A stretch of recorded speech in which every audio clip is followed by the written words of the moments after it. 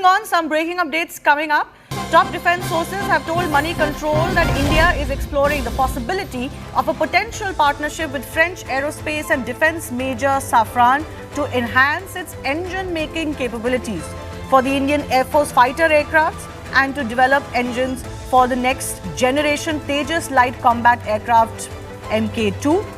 The move after Operation Sindoor is aimed at broadening India's options to enable faster indigenous production of fighter jets for the Indian Air Force. US-based GE Aerospace is supplying engines for the IAF's Tejas Mk1 fighter jets to HAL, but delays in delivery have affected the IAF's upgradation timeline, and India is focusing very firmly on those timelines. Now, I have with me Nalin Mehta, editor of Money Control, joining me in the studio here.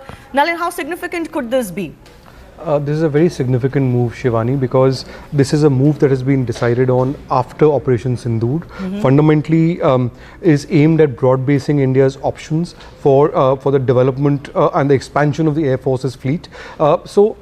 Fundamentally, if you see, the Air Force has 31 active squadrons. It needs to get up to 42 as per its own avowed aims. In Operation Sindoor, we've seen there have been concerns about the reliability of foreign partners. There have been concerns about technology of transfer and so on and so forth. And there is also, the Prime Minister has made it very clear that Operation Sindoor is not over, that India reserves the right to hit back hard in the new normal, as he called it, in the Sindoor doctrine, if there is a terror attack, which means that India has to constantly keep augmenting and expanding its defense capability. So as part of that, a number of moves are being made in terms of the armament and the expansion of India's armament for the defense forces. This move is part of that. The idea is to increase the indigenous production of Indian Air Force fighter aircraft indigenously, to increase the speed of delivery, to increase all of India's options. If you see the Tejas Mk1, it was first commissioned in 2009-2010. About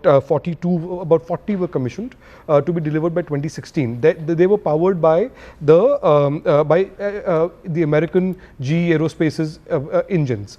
The second order was in 2021, which was for about 80 aircraft. Which were again 73 fighter aircraft and 10 trainer aircraft, again to be powered by GE's engines.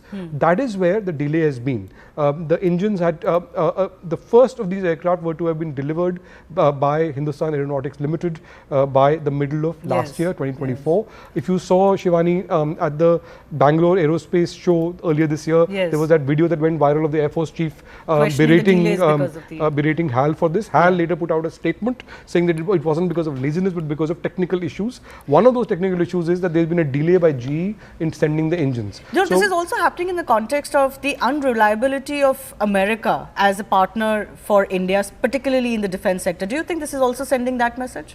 So I think there is certainly signaling in this. The sources that we spoke to, the top defense forces we spoke to, clearly said that India is looking to expand, looking for all options, to expand the option on the table, right? And the aim is that India is not ruling out anybody, but India wants to have more options on the table, because we also now need to have much larger numbers of aircraft in a much faster timeline. So which is why Safran becomes important. If you, in the GE's case, the first of 99 engines that were promised to India, and the first of these should have come last year, has now been delivered now, and that will go on. But if India opening this line with Safran to explore the possibility of co-development, to explore the possibility of enhancing its engine making capabilities and so on, opens up India's options, gives it another lever with GE, for example, and puts pressure on the other delivery partners. And I think, Shivani, very importantly, this move should not be seen in isolation. Today also Rajnath Singh, the defense minister, has inaugurated, has made a statement on the AMCA, the 5th generation aircraft, which has been opened with the Aeronautics Defense Agency, and the idea is to open it up to industry partnerships. So you're going to see the making of a new military industrial complex. Absolutely.